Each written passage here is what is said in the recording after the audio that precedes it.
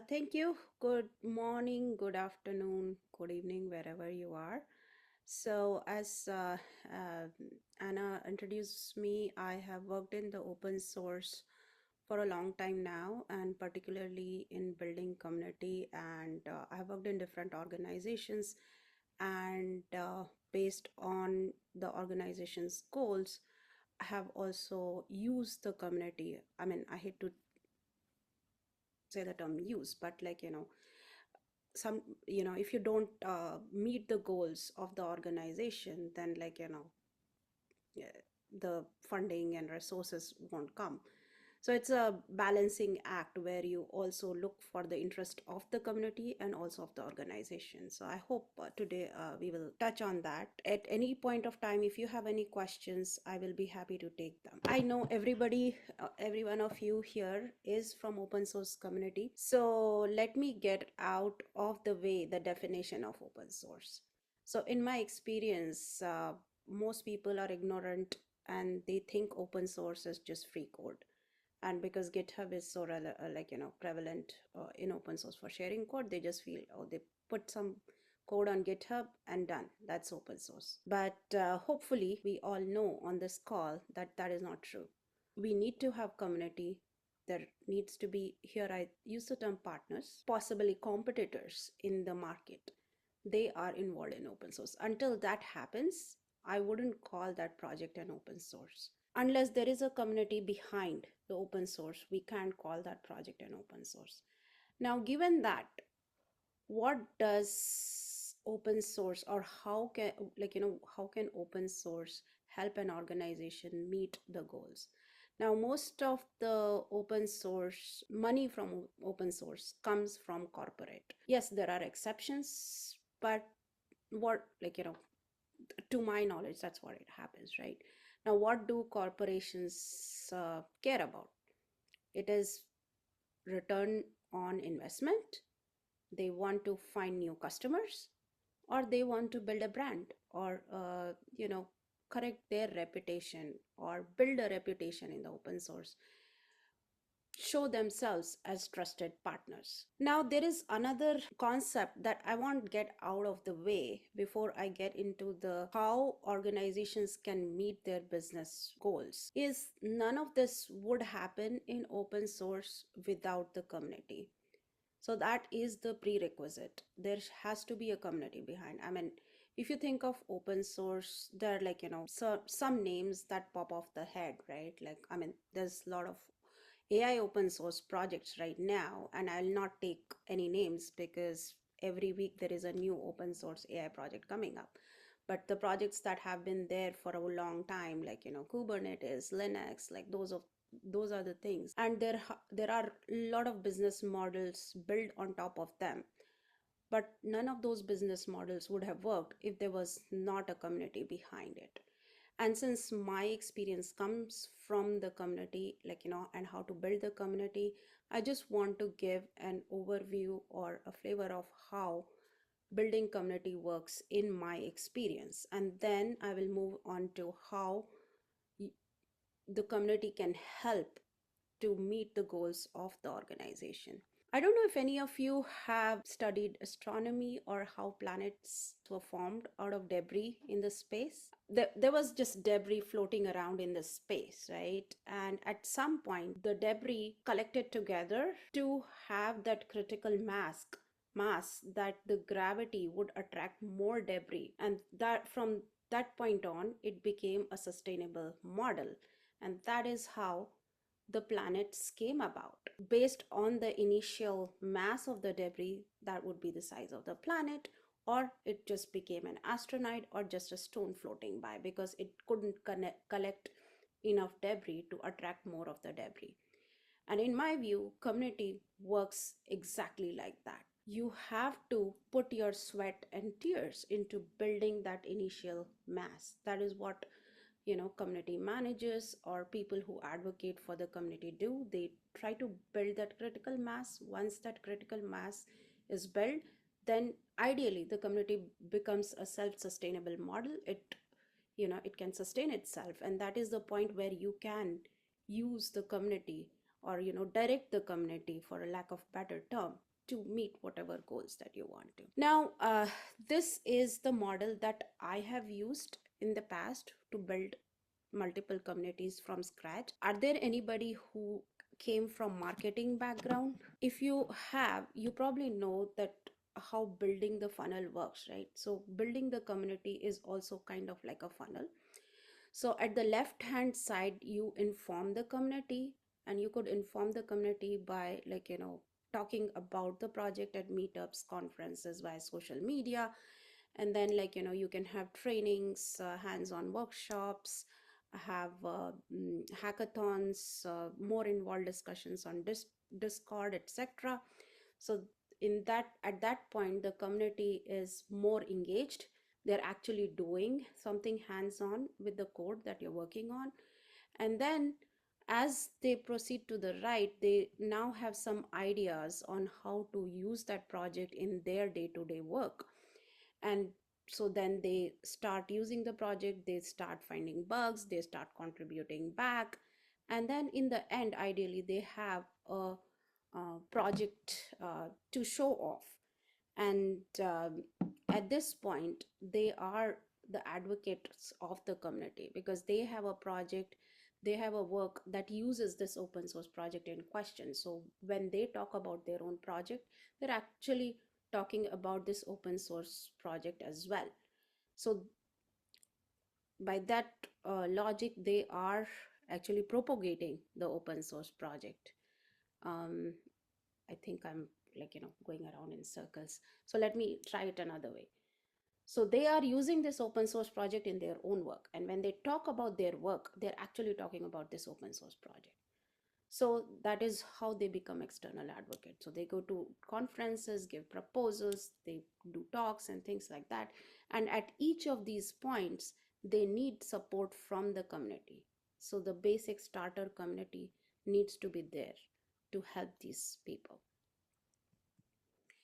And now, why is it important? Because everybody knows, like, open source developer, more than anybody else, are very allergic to marketing messages. So they will not hear anything from a marketing person, but they only trust another community member. And the definition of another community member is probably somebody who's actively using that project, or, like, doing something in the project that the community actually trusts them. So that is why this is really important.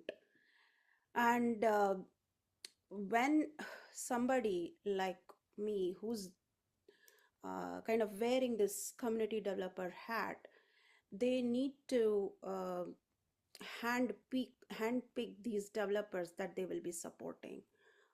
Ideally, like, when you go to a conference and a meetup and talk about your open source projects, you'll be talking to hundreds of developers.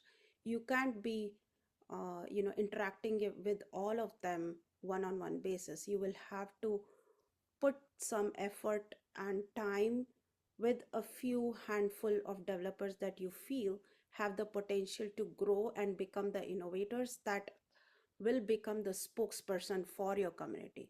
So which is where, like, you look at the developers on their merit, not from where they're coming from. Like, if they come from a big organization or a big national lab, that's good. But they may be a developer in the garage, but they have an excellent idea, and they have the merit. You need, as a community manager, you should be blind to that, and you should voluntarily engage with developers who are innovators, no matter where they come from. Uh, Looks like I am actually running short of time, so I'll not go into this. But once, this is again, this comes from a marketing background, right? Like, it is, once you have these advocates, you talk to one developer, and then this developer becomes the influencer. So you went to a meetup, you maybe touch 100 people. Out of that 100 people, you got two innovators, and those two innovators again in turn talk to 100 developers, and then it goes from there. So it becomes an exponential growth. Now this chart is from an actual community that I built. I didn't, like, I removed the name of the community here. So now I come to, now we have built the community. There is exponential growth. There's community behind the open source project that we are talking about, right? Now, how do the business gets the value? So there could be, like I said, there could be three goals that business has. They want to get revenue, they want to get customers, and they want to build their reputation. Money could come in two different ways. One is either getting new customers or cost savings in terms of your project being supported by the community. Now, let me just give you one story of a particular project. So this project, when I started with it, was uh, in the community, it was known to be from a particular company. I'll just say company X, right? So that project was synonymous with company X, and that was deterring developers from adopting this project, because they were like, oh, this is only one particular company X behind this project. So we'll see what happens, whether, there are other competitors coming into this project. So I had to work with our marketing team and our business leaders to basically debrand that project from the company X, which was kind of counterintuitive for our marketing team, because they were like, we are putting money into it, our engineers are behind it, why shouldn't we get credit? And I'm like, I am wearing your company's badge, so implicitly that is there, right? But the because the community wants to see other members of the community, we need to debrand. So I won one of the project managers or product managers from this project onto my side, and with him on my side, the people were more open to listen to me. And then, we rebranded the project, we created the project's own template, and whenever we talked about it, we used that project template. And then when we had I built a conference for this project, developer conference for this project, and my goal was to have 90% external people talk about this particular project at this conference. And within a year, I was actually successful. Like I said, I hand picked some of these innovators who had potential. And so these 90% external speakers had substantial work that they had done with this project. And it was really of depth that we could showcase them in a developer conference. And I had to push back the marketing on the marketing messaging. So basically, if the developer had an experience with this project where it was not like 100% positive, we let the speaker talk about that, because we needed it to be very authentic, you know and luckily we were able to do that. And before, so there was a, in that year, there was a real marked difference between our customers thinking about this particular open source project before the conference and after the conference.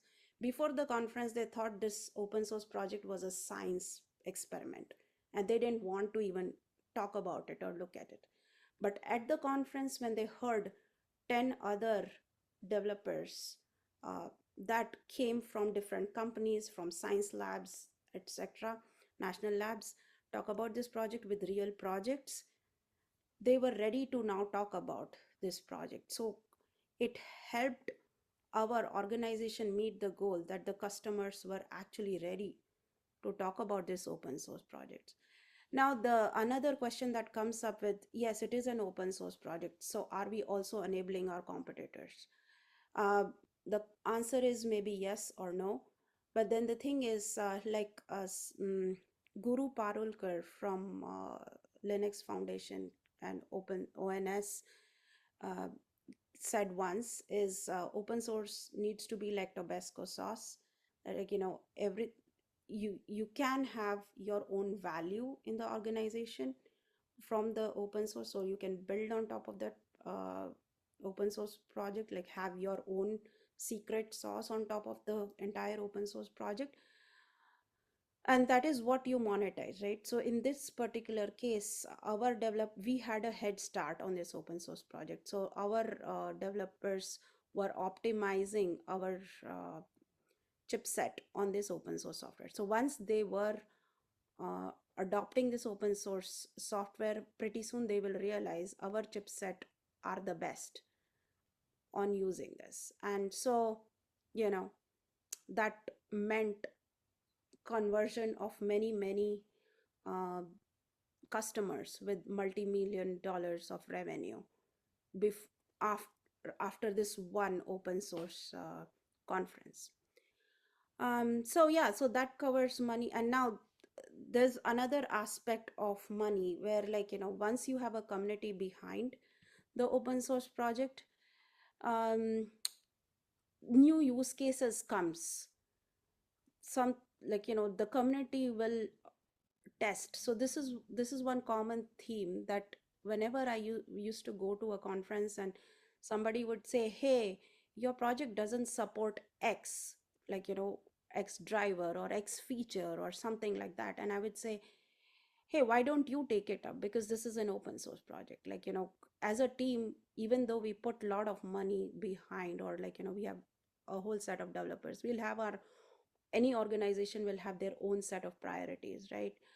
um, but then, if if somebody from the community has a requirement for another um, feature, or, like, another chipset. So in one particular case, we had never our project was meant for high performance computing. We had never thought that it would be valid for robotics, but somebody from a university which nobody knew about enabled this open source project on robotics, and so that opened a new use case for our open source project which we never thought about. um, so yeah, I mean, if you done things right, developers take a bug bounty with right amount of training. You can also, like, yes, of course, initially they need their support, but once it community becomes self-sufficient, um, community supports each other, they can train each other, and the organization saves money this way. But none of this, like, happens without creating this open source project with the first principles of, like, what Linux Foundation and TODO groups stands for, is creating a safe, inclusive, and diverse community, and to make sure that even the competitors have a voice, right? And bring in transparency, trust into the open source project. Now, I know, I think I'm almost out of time. So, in summary, we have to, like, to use the value of the open source project, we have to create the community, make sure that the community is not just, like, it's not just a lip community, like, just slideware. There is a deeper engagement, there is work happening. Of course, initially there has to be some infrastructure to support the community, because when the external developers come in, they will have questions, uh, they will need some interaction.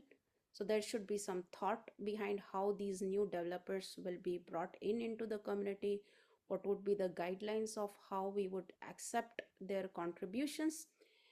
um, and as these developers become more accomplished, how do we recognize them?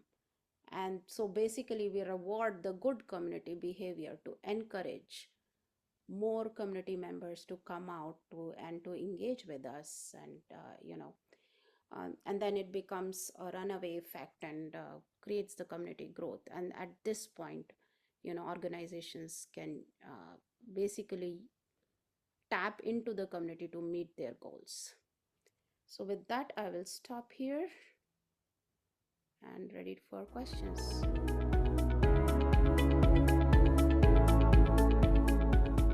Alice, that is one of the chairs of this working group, couldn't make it today, but she shared with us some of the updates that they're working. So Alice and Fernando, that are also contributor from this OSPO book project, is working to prepare the book for the physical publication in this year. And they're basically working on creating these standards. They have been making great progress. In the TODO Slack, we have working group that's OSPO book, and you can go there, ping Alice, ping Fernando. They are meeting every week. So if you have time and you want to get your hands on making the OSPO book a physical version finally, feel free to say hi in the Slack channel.